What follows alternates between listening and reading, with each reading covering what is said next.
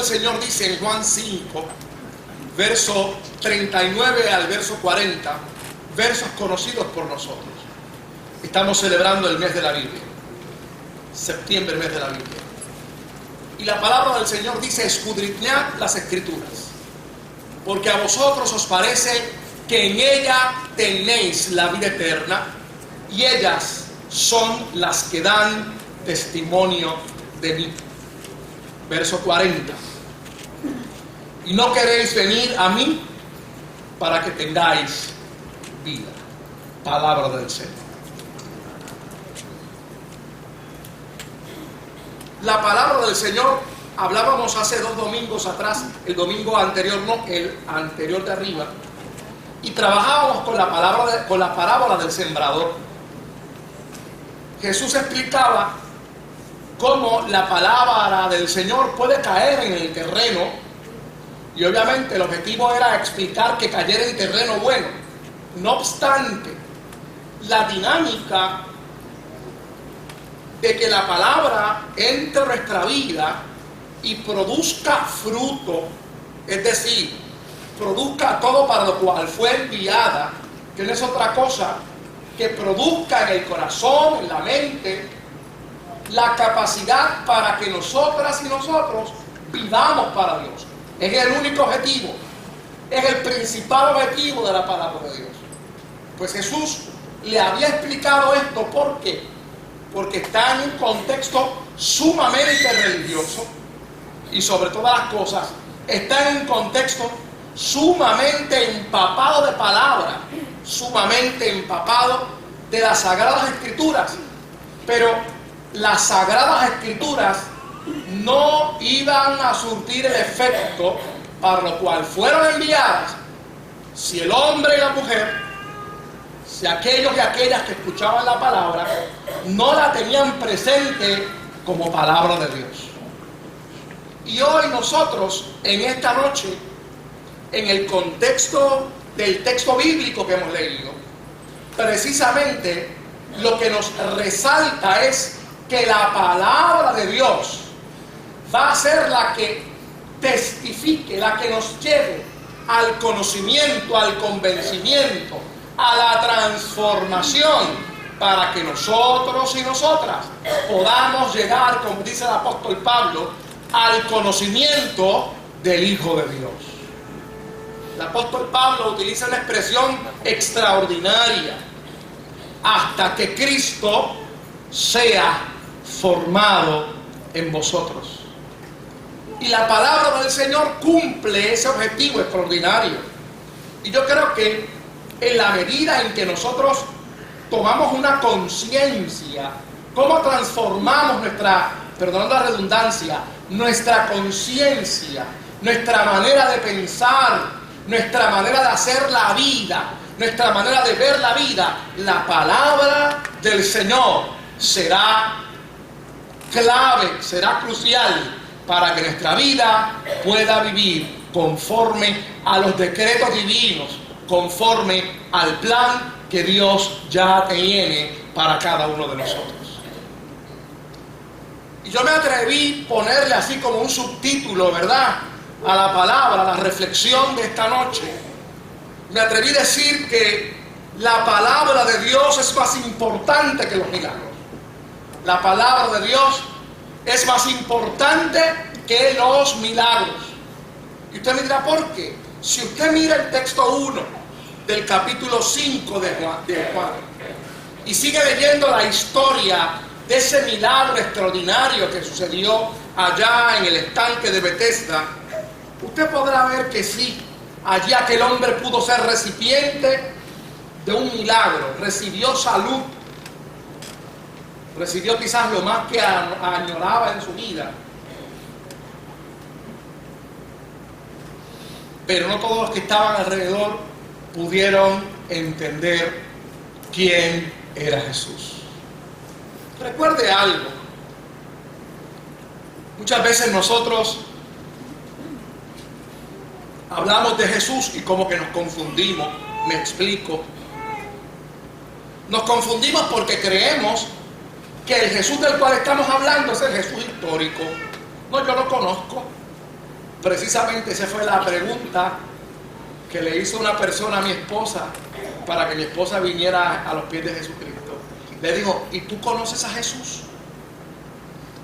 Ella lo captó, no en el sentido literal, sino en el sentido espiritual, de ese Jesús, del resucitado, del que está con nosotros. Y yo creo que es importante que nosotros podamos ir entendiendo estos conceptos para cuando lleguemos al texto ya mismito, podamos entender por qué Jesús dijo, y estas son las que dan testimonio de mí. Porque hablar de Jesús no es hablar meramente, repito, de los conceptos históricos. No es hablar meramente de que Él fue a la cruz, murió por nosotros y resucitó. No es de la mecánica, de la dinámica. Estamos hablando de un Jesús vivo, del que está con nosotros, del que camina con nosotros. No sé si ustedes se acuerdan del misionero de Irak, de los testimonios que dio, de cómo aquel hombre que predicaba el Islam y que estaba reclutando gente para ISIS, tuvo la revelación del Jesús resucitado. Y cuando vio al Jesús resucitado, eso comenzó a transformar su vida y llegó a las Escrituras. Entender quién es el Jesús resucitado es vivir con Él, es estar en Él, es nosotros poder, como dice el apóstol Pablo, porque ya no vivo yo, sino que Cristo vive en mí. Porque nosotros nos movemos en Él, vivimos en Él y somos para Él. Eso es entender a Jesús. Por lo tanto, es necesario que nosotros en el siglo XXI podamos dar testimonio de Jesús a un mundo carente, de Dios y a un mundo incapaz de poder ver al Cristo resucitado.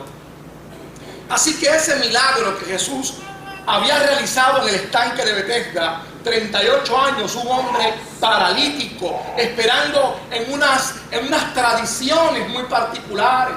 La tradición decía que si uno de ellos miraba que el movimiento de las aguas y se lanzaba primero al agua, recibiría un milagro. Y allí estaba este hombre, hacían 38 años, esperando que las aguas se movieran para recibir un milagro. Pero llegó Jesús y todo cambió. Llegó Jesús y transformó el ambiente, rompió las tradiciones, y aquel hombre recibió el milagro que había esperado por 38 años.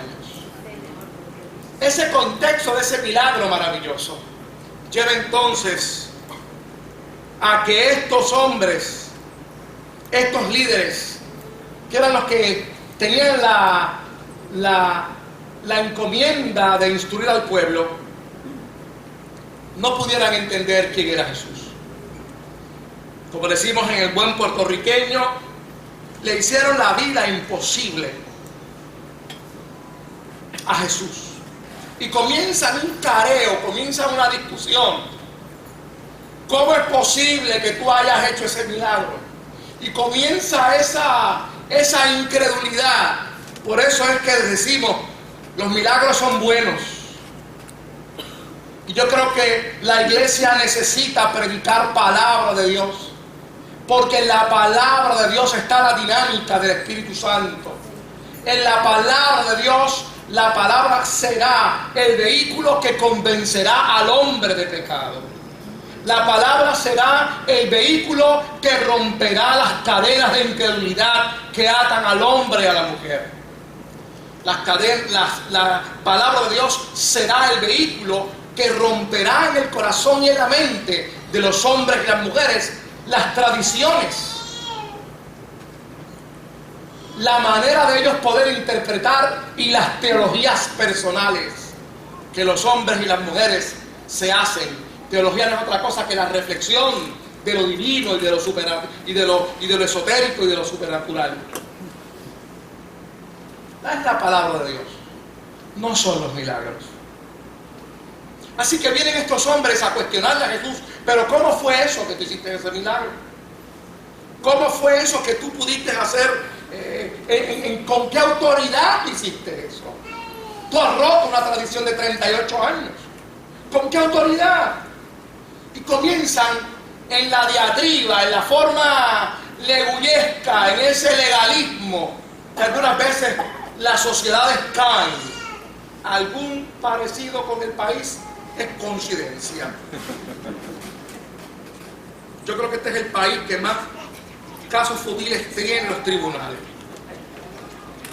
¿Ah? Rompimos récord, dice aquí el licenciado. Así que el concepto legal, en algunas ocasiones, como me decía un abogado en un momento dado, que tuvimos que llevar al viejo al tribunal por unas situaciones, y este querido hermano no está aquí en esta noche, estaba el domingo pasado de la noche estaba aquí, me decía, no traigas más al viejo aquí, Ariel. Los tribunales son un lugar de contienda. Lo que pasa es que contienda con reglas, pero es un lugar de contienda. No traigas al viejo aquí, este ambiente no es bueno.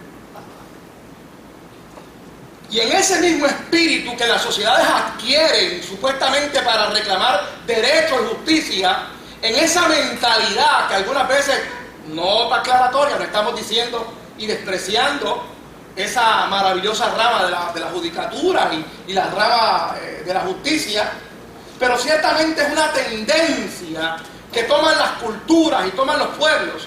Y esta cultura, este momento en particular histórico donde Jesús está enseñando, tiene esa mentalidad de conflicto, esa mentalidad de poder justificar, de poder argumentar. Y le dicen a Jesús, ¿con qué autoridad te estás haciendo eso? ¿Cómo es posible? No podemos reconocerte, no podemos entender lo que tú entiendes que estás diciendo que vienes de parte de Dios. De que los milagros no siempre son suficientes para manifestar la gloria de Dios. No reconocemos el milagrito ese que hiciste. Dinos con qué testigos tú puedes realizar esta obra. Y es algo interesante porque Jesús era un tipo con una mentalidad, y tipo en el buen sentido de la palabra, la aclaración, pero tenía una mentalidad brillante, ágil. Y Jesús contesta con la misma diatriba que están contestando ellos. ¿Qué se supone que haría Jesús? Jesús tenía que buscar 2 testigos, porque la ley decía que cuando yo iba a traer evidencia de que yo tenía la razón, yo no podía traerla porque sencillamente yo lo estaba diciendo. La ley decía, eso está en las Escrituras, en Éxodo y en Deuteronomio, que yo tenía que traerme a 2 testigos, a Anton Giorgio y a Elba para acá. Vénganse aquí, a ver si lo que estoy diciendo es verdad o lo inventé. Y ellos tenían que testificar, yo quedarme calladito, y ellos comenzaron a hablar para testificar que lo que yo estaba diciendo era correcto. Entonces, aquí hay un planteamiento extraordinario, porque vienen estos hombres y le dicen, óigame, de los versos 30 al 35, el testimonio de otro, que era Juan el Bautista, parece que se queda corto. Los testimonios de otros, para uno poder entender y conocer a Jesús, no son suficientes, como lo es las Sagradas Escrituras, para que usted y yo podamos tener una experiencia con el Cristo resucitado. Jesús le está diciendo, vino Juan y habló de mí. Vino Juan, que ninguno de nosotros, y ustedes, le dice a los líderes, eran capaces de amarrarle ni siquiera los tenis. Vino Juan y dio testimonio, y tampoco han creído y han entendido. Ahí está el testigo. No quisieron entender ese argumento. Entonces comienza con un argumento otra vez extraordinario. Pues si ustedes dicen que yo no tengo la autoridad para realizar milagros, yo les digo a ustedes que yo realizo la autoridad en el nombre de aquel que me envió, que es mi Padre. De los versos 36 al 37. Y ellos dicen, no sé de quién tú hablas. E inclusive en otra argumentación parecida a esa, Jesús le tiene que bajar más fuerte, como que el de lo que bajó ahora. Y le está diciendo, ustedes dicen que ustedes son hijos de Abraham, pero lamentablemente y con mucho respeto, eso le añado yo, Jesús le dijo, las obras de vuestro padre hacen vosotros. Y ese que era ¿quién es mi padre? El diablo es el padre de ustedes. ¿Por qué no creen? Y comienza a darle un montón de razones a los fariseos y a los saduceos. Y ellos se quedan espantados. Porque no querían creer, no querían entender el testimonio de las obras, el testimonio de los milagros. No es suficiente para poder vivir, para poder entender al Cristo resucitado, para que el Cristo resucitado camine con nosotros, podamos mirarlo, podamos caminar diariamente, podamos entenderlo. Es importante que las Escrituras sean las que den testimonio de Él. No han creído por las obras, no han creído porque Juan vino. ¿Y entonces qué? ¿Qué están haciendo ustedes? Ellos comienzan a argumentarle lo que ellos saben de la ley. Y Jesús le dice, no es suficiente con saber el Evangelio según San John. ¿Y cuál es ese Evangelio? ¿Acaso usted ha escuchado un texto bien extraordinario? Por lo menos dos, que me sé ahora de memoria, que me vienen a la mente. Porque los caminos de Dios son misteriosos. ¿Dónde está eso en la Biblia?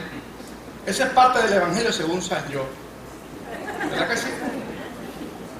Porque todos los caminos de Dios son misteriosos. ¿Dónde está eso?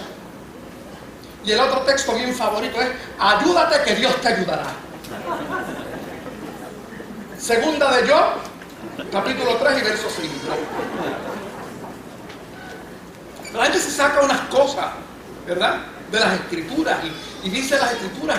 Pues esto era más o menos lo que hacían los fariseos y los saduceos. Esa es una. Y la otra parte de esa teología del según San John es que tuercen la técnica, tuercen la verdad para complacer su agenda. Por eso utilizaban no solamente las Escrituras, sino utilizaban un libro de interpretaciones de esas Escrituras. Y le daban más peso a las interpretaciones que a la misma Escritura. Para él las Escrituras, querido, lo único que hay que tener es deseo que Dios le hable al corazón. Para él las Escrituras, lo único que uno tiene que hacer es decirle, Señor, yo quiero que tú hables a mi vida. Coger los evangelios y sencillamente decir qué es lo que Dios me está diciendo aquí. Nada más. Pero ellos no querían escuchar la voz de Dios. Ellos querían trabajar con el evangelio según San John. Ellos querían trabajar con el derecho meledaganario. Ellos querían trabajar con una reflexión teológica que componían a un Dios conforme a sus agendas, a sus propósitos y a su estatus social. Por lo tanto, entonces Jesús los envía a algo extraordinario. Para poder combatir toda esa teología personal hay que escudriñar las Escrituras. Hay que escudriñarla. Santiago capítulo 1, verso 22 al verso 23 nos habla de esa palabra de Dios poderosa. Pero sed hacedores de la palabra y no tan solamente oidores, engañándoos a vosotros mismos. La palabra de Dios es, perdón la redundancia, palabra de Dios. Y cuando tú la recibes como tal, y tú quieres hacer hacedor, quieres ponerla por obra. Tenía ahorita un diálogo con el pastor Moisés Román y me decía, porque estábamos hablando de que yo estaba escuchando un mensaje esta mañana. Y le dije, chico, es que cuando yo escucho ese predicador parece que me está regañando. Y siempre está hablando del Antiguo Testamento. Y siempre está denunciando lo que está mal. Y eso es verdad, hay que denunciarlo. Pero ¿y después qué hago? Después le denuncio. Eso es lo que hace todo el mundo en este país. Prenda el programa de radio para que usted vea, todo el mundo hablando de lo que está mal y todo el mundo criticando. Por nadie hace nada. Porque eso lo tiene que hacer el gobierno, eso lo tiene que hacer fulano de tal. Hay un espíritu de crítica, un espíritu, una teología de señalar. Entonces el pastor, usted sabe que no tenemos que hablar nada positivo de él, usted lo conoce. Y en esas palabras así extraordinarias dice, Ariel, lo que pasa es que no nos podemos quedar en el espíritu profético, tenemos que movernos a la acción profética. Y la palabra de Dios, cuando nosotros somos solamente oidores de ella, sencillamente podemos escuchar a Dios, podemos inclusive saber más de Biblia que cualquiera otro. Inclusive por eso es que la Escritura dice, los demonios creen y tiemblan, porque la palabra de Dios hace estremecer al hombre y a la mujer. Pero no es suficiente ser estremecidos con la palabra. No es suficiente poder contemplar los milagros, las proezas que Dios ha hecho en la palabra. Hay que ser hacedor de la palabra. Hay que permitir que lo que la palabra me dijo, yo lo comience a ejecutar. No meramente mañana, sino en el momento en que Dios está hablando a mi vida. Ya yo estoy haciendo un compromiso conmigo mismo para que esa palabra surte efecto en mi vida. Es un mamey escucharla y predicarla, más todavía es un mamey. Pero cuando la palabra de Dios toca tu vida, cuando la palabra de Dios estremece tu corazón, y le decía a algún hermano, ¿qué le pasa, pastor? Que usted terminó de predicar y se quedó ahí. Y el muchacho, yo me estoy predicando a mí mismo ahora. Porque la palabra de Dios, el secreto de esa palabra es que esa palabra tú la puedas hacer tuya, tú la puedas comenzar a practicar. La palabra, dice el salmista, que podrá ser un poco amarga, pero al final será dulce, al final será vida, al final será medicina. Y hoy en el siglo XXI tenemos mucho milagro, tenemos muchas lucecitas lindas como esta que brillan y que nos llenan de ilusiones y nos llenan el sentimiento y nos llenan todas las cosas que posiblemente queremos. Pero óigame, más importante que lo estético, más importante que lo emocional, y como diría Banjo Esquilín y Misraí Esquilín, y que lo epidermal, más importante es que llegue al Espíritu y usted y yo seamos transformados a la imagen del Dios de la vida. ¡Aleluya! Ser hacedores de la palabra. Era lo que le estaba diciendo Jesús a esa gente. Ustedes conocen mucha Biblia. Óigame, nosotros estamos trabajando en la iglesia de Manatí con la historia de la iglesia. Y las órdenes monásticas son parte de la historia de la iglesia de la cristiandad.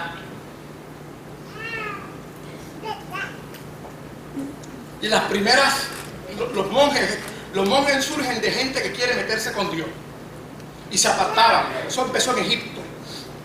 Se iban para las catacumbas, para los cementerios, para los desiertos, a orar y a leer la Biblia. Eso es lo que hacían. Y comienzan a crecer en número y alguien tiene que organizarlos. Ahí comienza la famosa regla de San Pacomio. Y luego, más adelante, siglos más adelante, viene la regla benedictina.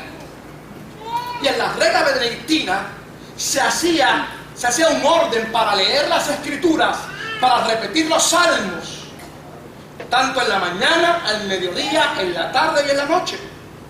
Así que al final de quizás 10, 15, 20 años, un monje de esto se podía haber aprendido fácil la mitad de los salmos, la mitad de los evangelios, la mitad de las cartas pastorales, de memoria, porque todos los días, 365 días al año, ese monje las cantaba, las recitaba, las oraba, las decía de memoria, las predicaba.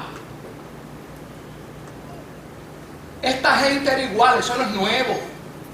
Esta gente repetía la escritura en la mañana porque ya se le había dicho en el Éxodo, esta palabra la repetirás en tus hijos en la mañana, al mediodía y en la tarde. Lo sabían. Pero repetir la palabra como el papagayo no es suficiente para que el Cristo de la gloria se revele en el corazón. Es que esto no vale, esto no es por seniority, que usted puede estar 40 años escuchando el mismo texto bíblico y usted puede tener 40 años en la iglesia, pero puede tener un año de convertido, porque todavía no somos hacedores de la Escritura.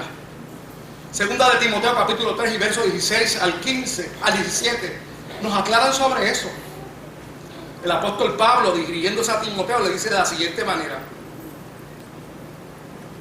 Segunda de Timoteo capítulo 3 versos 16 al 17.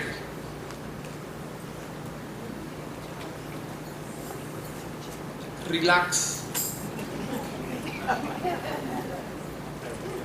Sí, lo que pasa es que, hermanos, nuestros hermanos que están ayudándonos allá en la cabina, alguna vez sienten una presión inmensa porque ellos quieren quedar bien y quieren que todo salga bien. Por eso yo digo relax. El apóstol Pablo le aclara a Timoteo para que entienda la importancia de vivir las Escrituras, porque toda la Escritura es inspirada por Dios, útil para enseñar, para redarguir, para corregir y para instruir en justicia. Cuando somos hacedores de las Escrituras, en nosotros, ponme otra vez el verso por favor, en nosotros ocurre eso. Somos enseñados, podemos ser redarguidos por la palabra, podemos ser corregidos por la palabra. Y algo extraordinario que aprendí el año pasado cuando hablamos de este texto en un momento dado, es que cuando la Escritura dice instruir, es lo que sucede con el pelotero, que en abril comienzan los entrenamientos primaverales, y ese pelotero, el que está en la segunda base, o en el campo corto, en el shortstop, allí tiene que coger por lo menos como 200 batazos. Y ese pelotero, cuando llega al juego de pelota, que ese lanzador lanza esa pelota a 90 y pico de millas de velocidad, y que cuando con el contacto con el bate duplica la velocidad de esa bola, óigame, y ese pelotero parece que la bola se le pega en el guante. ¿Por qué? Porque él ha practicado como 400 veces y automáticamente con un chispito de reflejo, que era lo que necesitaba, cuando es necesario la acción, ya está instruido y automáticamente puede responder asertivamente a esa circunstancia, que no es otra cosa que entretenernos a nosotros, ellos ganar un par de millones y coger la bola. ¿Ah? ¿El sudado? Claro que sí. La gente se cree que eso es más, verlos bien bonitos con el uniforme allí. Ah, David Colón. Yo tengo cuento de David Colón. Usted imagínese la serie mundial de los Yankees y yo estoy viéndolo por televisión en casa y adivina a quién veo en el dugout de los Yankees, a David Colón.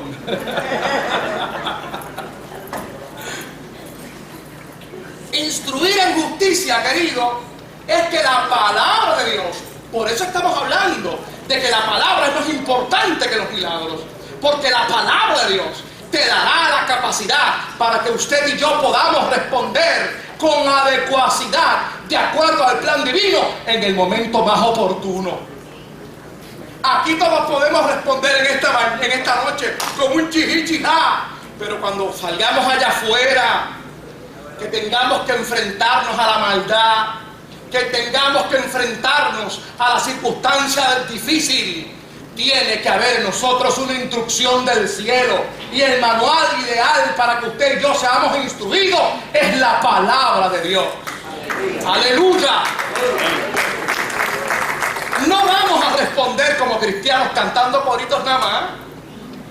No vamos a responder como cristianos en la farandulería. ¿Qué es eso? Yendo a cuántos conciertos cristianos hay. Son buenos, pero... son buenos, no digo que no, pero usted no va a responder como cristiano ante la crisis, ante la mala noticia, ante la decisión donde usted tiene que en todo momento levantar el estandarte de Jesucristo. Para eso usted tiene que ser instruido en justicia, y la palabra de Dios es lo único que podrá a usted y a mí instruirnos y darnos testimonio del Cristo resucitado.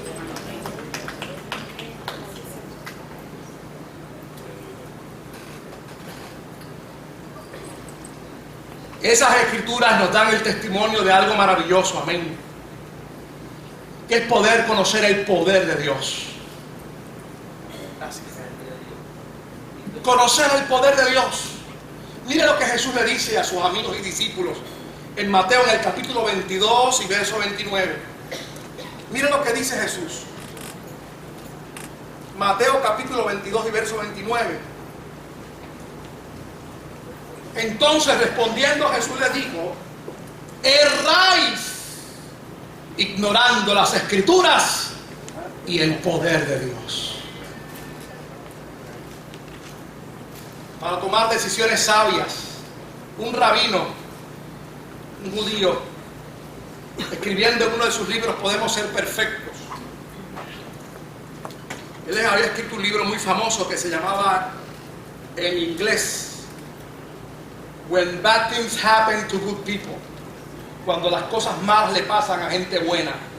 Era que su niña, su jovencita, su virgen, su doncella había muerto.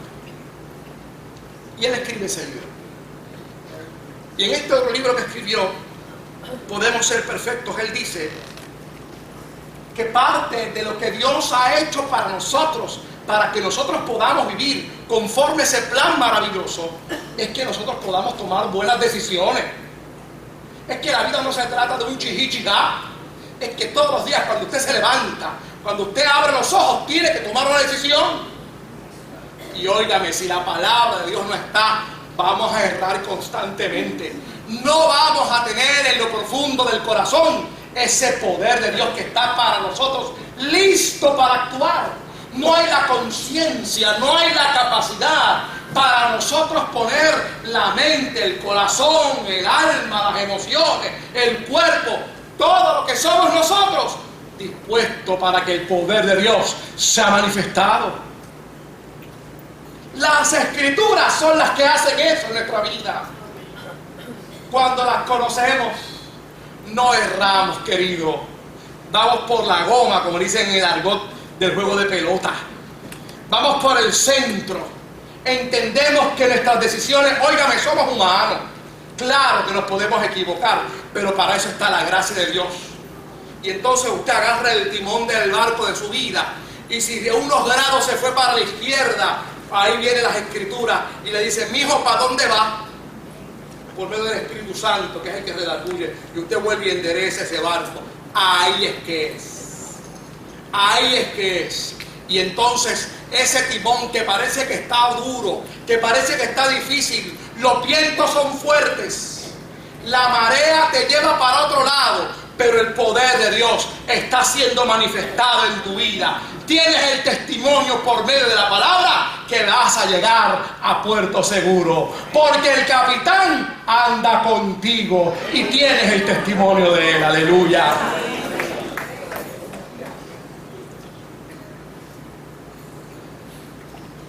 Son las escrituras las que abren tus ojos espirituales para que puedas ver al Maestro en la barca de tu vida. Que puedes creer que está dormido, que puedes creer que está un ausente, pero está bien presente, está ahí contigo. Son las escrituras las que abren nuestra visión espiritual para poder ver al Maestro en medio de la tormenta y no confundirlo con un fantasma. La palabra de Dios quita el temor de tu corazón, quita el miedo al futuro y da esperanza. Da la capacidad para enfrentarnos a lo incierto con la seguridad que solamente la figura del resucitado provoca en la vida de los hombres y las mujeres. Finalmente Jesús le habla, si hay que escudriñarla, si hay que nosotros conocerla para tomar las decisiones correctas, entonces ellas nos hablan de la vida eterna. Este concepto que algunas veces dentro del del momento posmodernista que estamos viviendo, como que es un concepto que eso es como para cuando vamos a los cultos funerales que hablamos de eso nada más, para darle consuelo a los que están ahí, pero porque vamos a hablar ahora de la vida eterna. Si mañana no quiero trabajar, ¿cómo usted va a hablar con eso de la vida eterna? Con todos los proyectos que yo tengo.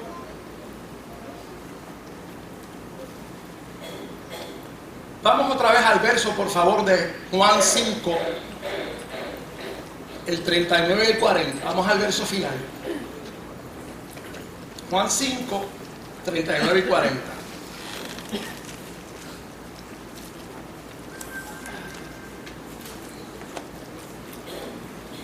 Juan es uno de los que declara este concepto de la vida eterna. Va a estar siempre dándole duro a eso. Y yo creo que nosotros algunas veces, sin querer queriendo, no nos fijamos en que este concepto aclara muchos de las dudas que tenemos con relación a nuestros estilos de vida. Si lo tenemos más presente en nuestra vida, por ejemplo, el apóstol Pablo está diciendo, cuidado porque nuestra ciudadanía no es de aquí, está allá arriba en el cielo. Pablo es bien directo con relación a eso. Es menos va al grano, no usa mucha parábola, ¿verdad? Juan va a usar, Él es la luz, tenemos que estar en la luz, la vida eterna. Pablo va al grano. Pero es fundamental que nosotros podamos entender que cuando nosotros entendemos el propósito de Dios para nuestra vida, que es que el hombre viva eternamente con Él, y entendemos ese concepto de la vida eterna, que no es otra cosa que una relación eternal, comenzando desde el momento en que el hombre le confiesa hasta que Él lo llama a su presencia. Cuando comenzamos a entender eso, los conceptos de vida correcta, de calidad de vida, comienzan a aclararse en nuestra vida. Dame el verso 39. No, Juan. El Evangelio según San Juan. Sí. Ahorita vamos a esa. Es que volví para atrás. Relax. Mira lo que dice la última parte del verso. Y ellas son las que dan testimonio de mí. Pero perdónenme, antes de eso, del punto y la coma, que ellas os parece que en ellas tenéis la vida eterna. Dame el verso 40 ahora, por favor. Y Jesús termina diciéndole, y no queréis venir a mí para que tengáis vida. El concepto de vida eterna y el concepto de la presencia de ese Jesús vivo en nosotros son uno. Si Él está presente en mi vida, si mis decisiones son correctas y no estoy tomando decisiones que no van a tono con el plan eterno, con el plan de Dios para mi vida, si yo mezclo esas dos cosas, yo tengo la vida eterna asegurada, yo tengo calidad de vida. Por eso la Escritura dice, ahora sí vamos a Juan, a 1 Juan capítulo 5 y verso 13. Yo tengo entonces la capacidad y la seguridad de vivir calidad de vida, porque está asegurada en las manos de Dios. Yo ando con el Rey de Reyes y Señor de Señores. No tengo que temer al futuro. Mi futuro está asegurado en las manos del Rey de Reyes y Señor de Señores, del resucitado que camina conmigo. Mire lo que dice la Escritura: estas cosas os he escrito a vosotros para que creéis en el nombre del Hijo de Dios, para que sepáis que tenéis vida eterna y para que creáis en el nombre del Hijo de Dios. Esa vida eterna es la garantía, es la seguridad de que hemos comenzado a vivir aquí calidad de vida y la vamos a terminar en el cielo. Finalmente, Romanos capítulo 2 y versos 5 al 7, y con esto terminamos. Las Escrituras te llevan a vivir esa calidad de vida, querido, que no se llama mucho chavo ni vivir en casas lujosas. El que lo pueda hacer, amén, gloria a Dios. Pero eso no define eso. Eso no define la vida eterna. La vida eterna es definida con esa relación con Dios que garantiza que vivas donde vivas, vas a vivir feliz. Que estés donde estés, tendrás la paz de Dios. Que estés donde estés, el fruto del Espíritu será tu acompañamiento. Eso es la vida eterna. Terminamos con ese verso en Romanos, capítulo 2, versos 5 al 7. Mira lo que dice el apóstol Pablo a la iglesia de Roma. Pero por tu dureza y por tu corazón no has arrepentido, atesoras para ti mismo ira, para el día de la ira y de la revelación del justo juicio de Dios, el cual pagará a cada uno conforme a sus obras. Vida eterna a los que perseverando en hacer bien buscan gloria y honra e inmortalidad. La honra no es que me pongan ahí en el salón de la fama. La honra no es que aparezca en las grandes revistas, en Forbes. La honra no es que aparezca en la revista Times como el hombre del año. La honra es que yo pueda entender que todo lo que somos se lo debemos al Rey de Reyes y Señor de Señores. La inmortalidad es entendiendo que nuestra casa, que nuestra morada esté en los cielos. Y aunque este hombre, este cuerpo se desgaste, yo sé que hay una esperanza que va más allá que eso. Esa es la búsqueda de la inmortalidad. Pues eso tendrán la vida eterna. La palabra de Dios es lo único que puede darle ese testimonio. La palabra de Dios es la que puede poner en nuestro corazón ese convencimiento para que tú y yo no solamente miremos los milagros, sino escudriñemos las Escrituras. Ponte en pie. Amén. En aquel día muchos dirán: